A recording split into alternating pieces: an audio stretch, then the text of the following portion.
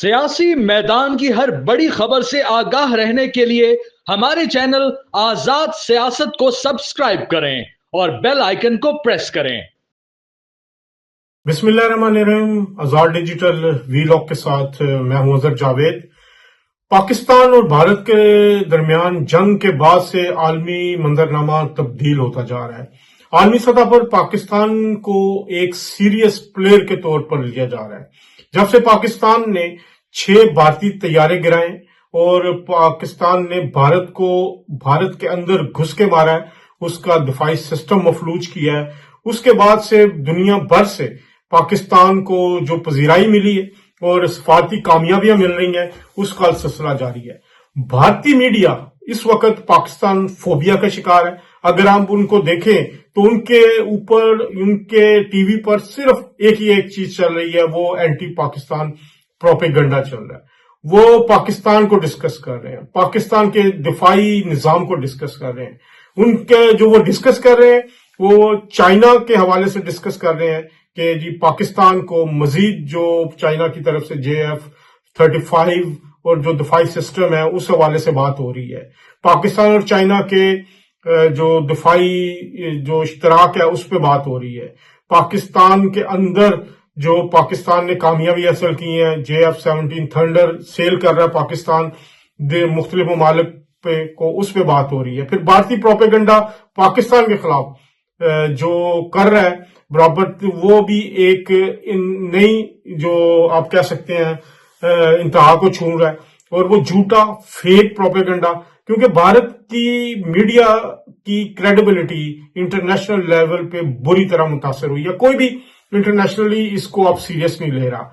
इस सारी सूरत में पाकिस्तान की जो सफारती कामयाबियां, अगर आप देखें वजीर आजम शहबाज शरीफ, उन्होंने जो इस जंग के बाद से जो अपना एक आलमी सतह पर एक स्टेचर है वो इंतहाई बुलंद किया है। एज ए स्टेट्समैन वो उभर के सामने आए हैं। जंग के फौरन बाद उनके मुख्तलिफ ममालिक के दौरे, और खास तौर पर आप देखें ईरान में, टर्की में, आजरबाईजान में जब वो गए, ये 4 ममालिक इनके साथ गए और उधर उनका जो दौरा है बड़ा कामयाब दौरा रहा।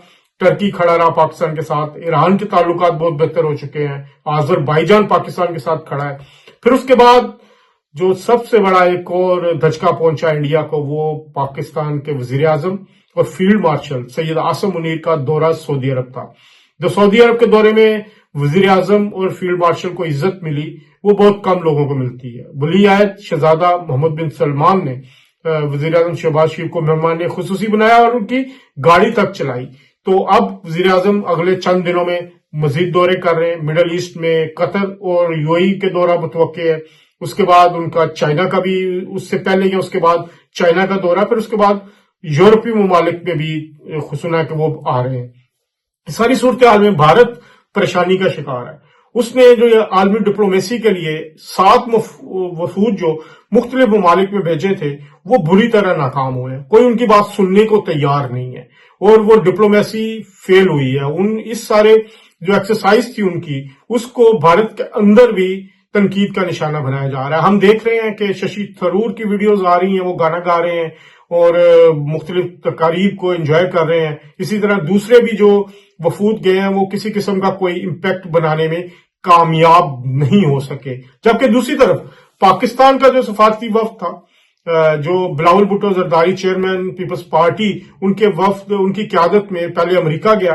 अमेरिका में उन्होंने बड़े एक जबरदस्त तरीके से पाकिस्तान का मौक़िफ़ पेश किया। लोग उनसे मिलना चाहते थे, कांग्रेसमैन थे, थिंक टैंक्स थे, मुख्तलिफ लोगों से उनकी बात हुई, उन्होंने पाकिस्तान का पैगाम पहुंचाया और बड़े कामयाब दौरे के बाद वो पहुंचे लंदन। गुज़िश्ता रोज उनका एक बड़ा कामयाब दिन था पहला, और उस दिन के दौरान उनकी 2 बहुत अहम मसरूफियात थी। 2 बरतानवी थिंक टैंक है यहाँ पे। एक चैथम हाउस है जो कि यहाँ का एक बड़ा मोतबर थिंक टैंक समझा जाता है। बड़े बड़े जो नामी ग्रामी दफाई निजाम से वाबस्ता लोग हैं वो इसके मेंबर्स हैं। वहां पर बिलावल भुट्टो जरदारी अपने वफ्द के हमरा गए और उन्होंने वहां पर उन लोगों को पाकिस्तान और भारत के दरमियान जंग के तनाजर से पाकिस्तान के मौकफ से आगाह किया और बताया कि पाकिस्तान अमन चाहता है, पाकिस्तान किसी किस्म का कन्फ्लिक्ट नहीं चाहता, लेकिन अगर पाकिस्तान पर हमला होगा तो पाकिस्तान उसका भरपूर जवाब देगा। उसके बाद वो गए, एक और बड़ा थिंक टैंक है royal institute of international strategic study, international institute of strategic studies IISS, इसके अंदर भी उन्होंने पाकिस्तान का मौकफ रखा। और ये वो इंस्टीट्यूट है जहां से मोहतरमा बेनजीर भुट्टो शहीद जो है 2007 में इससे खिताब कर चुकी थी।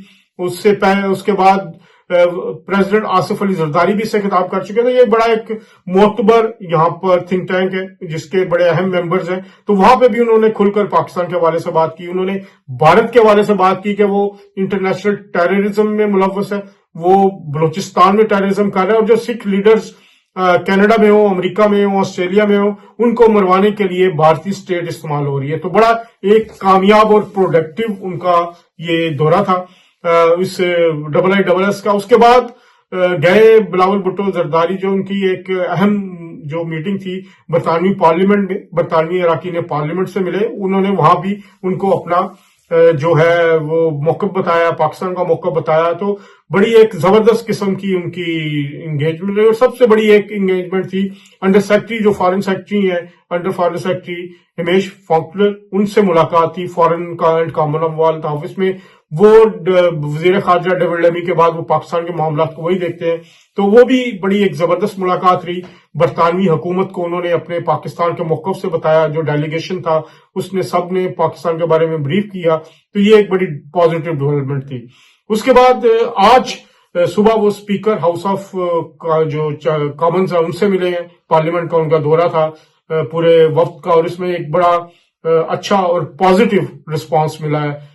इसके अलावा आज फिर शाम को उनका ब्रिटिश पार्लियामेंट में भी अरकान पार्लियामेंट से उनका इंटरेक्शन है, पाकिस्तान के हवाले से वो बताएंगे। तो एक बड़ा भरपूर और जबरदस्त किस्म की सफारतकारी का ये सिलसिला जारी है।